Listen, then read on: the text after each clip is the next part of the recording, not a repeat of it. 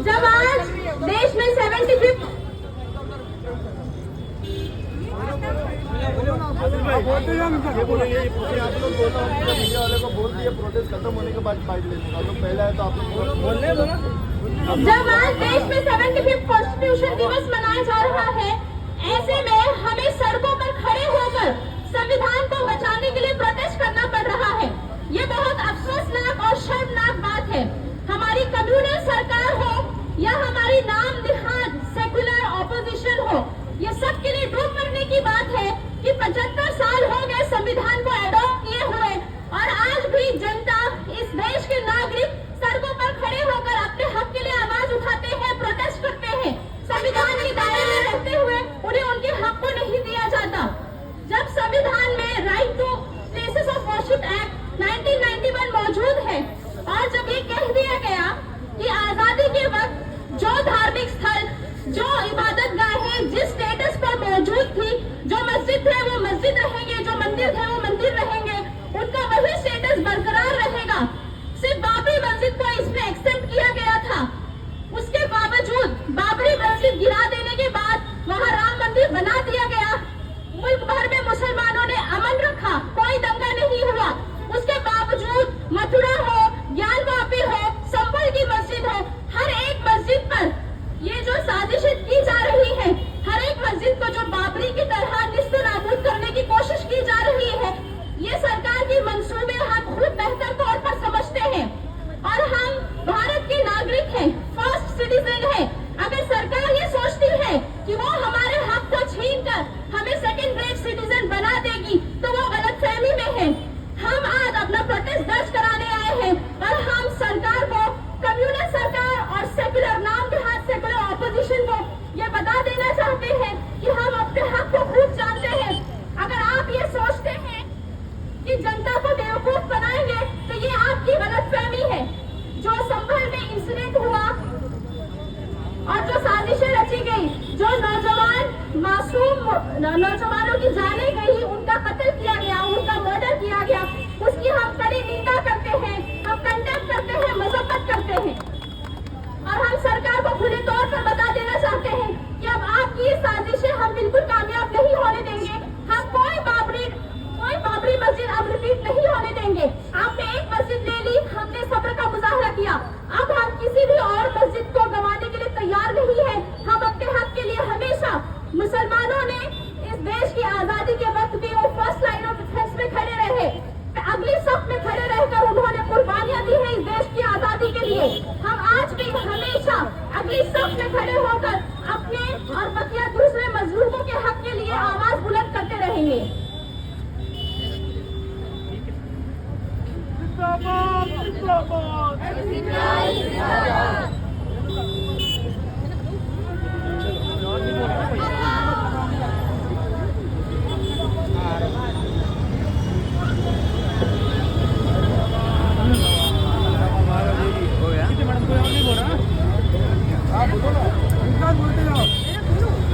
नीचे कर दो।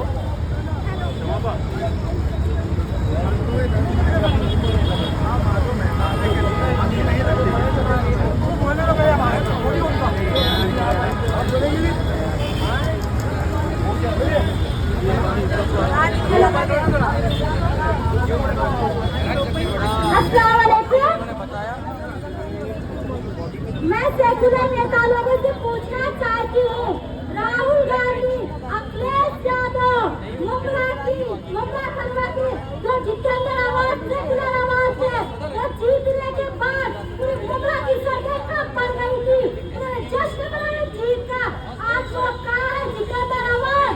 आज वो घर में बैठ गया क्या? जो एक नंबर का चोर है, चोर, जो वोटों की टाइम आया था कि सेक्युलर के नाम से वोट मांगने के लिए। याद रखो मेरे मुसलमानों, याद रखो, ये आवाज हो, या राहुल गांधी हो, या अखिलेश हो, ये सिर्फ मुस्लिम का वोट लेते हैं और मुसलमानों के लिए कोई काम नहीं बनता है, ये अपने घरों में रहते हैं।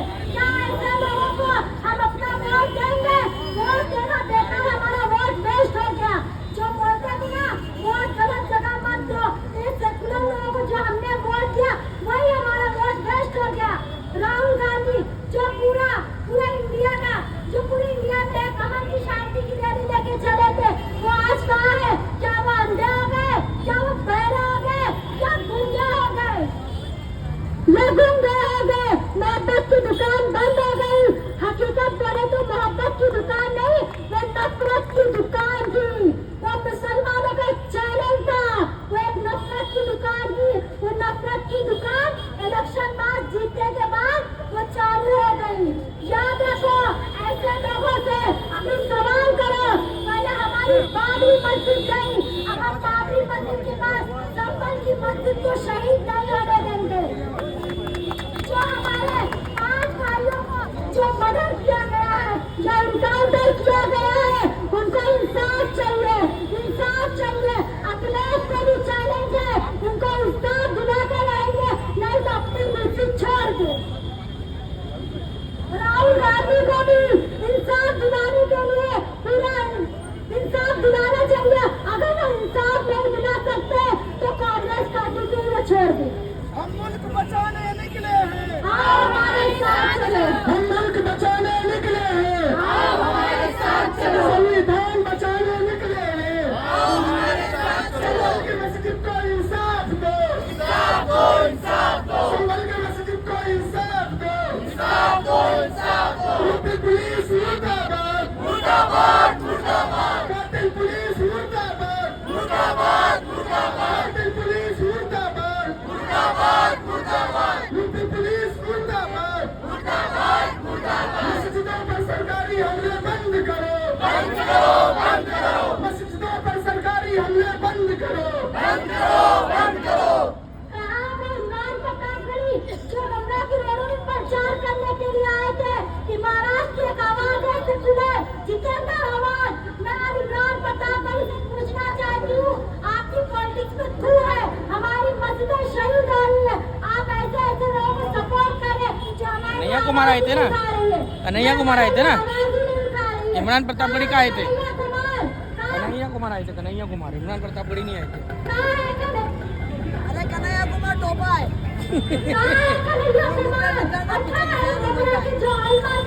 जो बता के यहाँ के लोग थे जो जितेंद्र आवाज को बात बात कर वोट करो, बात बात कर वोट करो। आज वो लोग क्यों सवाल नहीं कर रहे हैं, क्यों दलाली कर रहे हो। याद रखो, अपनी मस्जिद को बचा नहीं सकते तो ऐसी पॉलिटिक्स में क्यों है, ऐसी पॉलिटिक्स में आप मानते ही नहीं।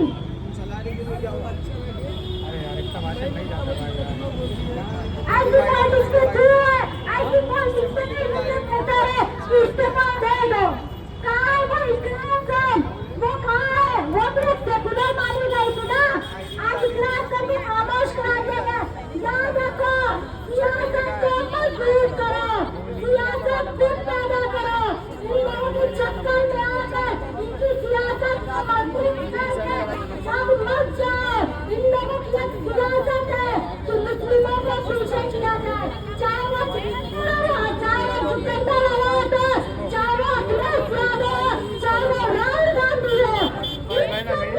चोर है चोर, इनको बात करने का सलीका नहीं है, इनको इंसान की कड़ी नहीं याद है। ये हमारे में कोई आवाज नहीं बनना चाहते। ऐसे लोगों से मुंबई की आवाज, महाराष्ट्र की आवाज, यूपी की आवाज, दिल्ली की आवाज, रोड पर ओ सरफराज भाई, उनसे पूछो, ओ सरफराज भाई, इंसाफ चाहिए। हमने आपके लिए वोट मांगा था ना। कहाँ है शाहरुख पठान, कहाँ है मंसूर पठान, अब कहाँ है?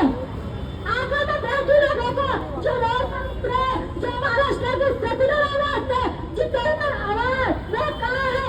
अब लेकर आइए ना, बहुत बोल रहे थे एसडीपीआई बीजेपी का एजेंडा है, एसडीपीआई वोट करके लेके गए, आज एसडीपीआई मैदान में आई है। तुम जैसे दलालों तक घरे रहते हुए बैठे हुए हो। मैडम बस करो। मैं चाहती हूँ ओ भाई, ओ अरे इतना लॉन्ग जाएगा क्या यार, इतना प्रेम यार, तुम बोलने को तो वो बोल रहे थे, बोलो ना, मैं फिर रुकाओ दो 2 मिनट। 2 से 4 टाइम अपना।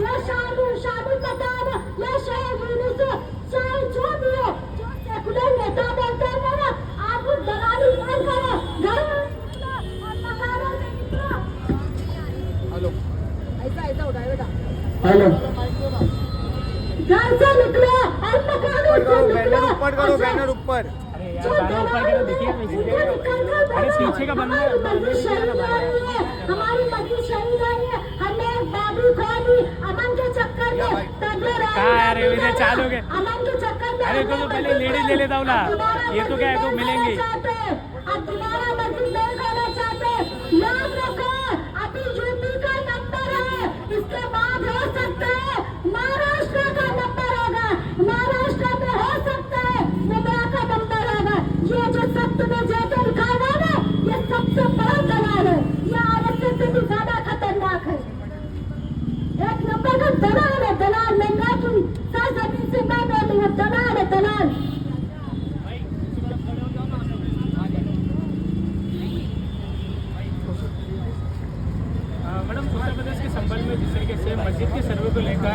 4 लोगों की जान ले 4 से 5 लोगों की जान लेने गई है।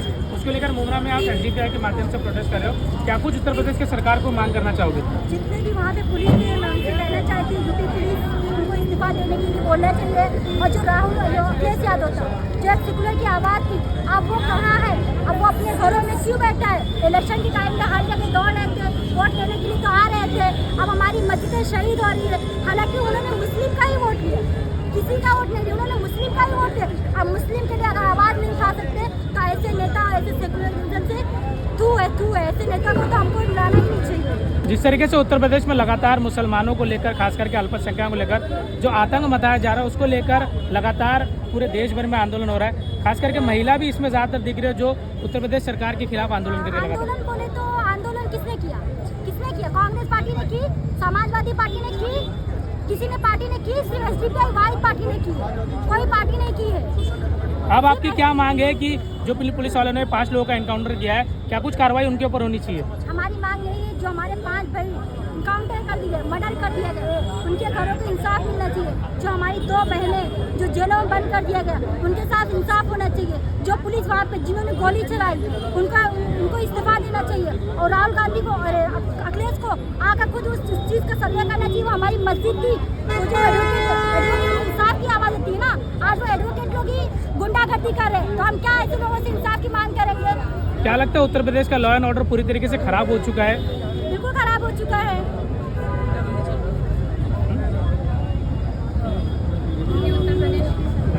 और कौन बोल रहा है आपको? मैडम कोई देगा इंटरव्यू आपको? है कोई आपके? आप दे दो इनसे।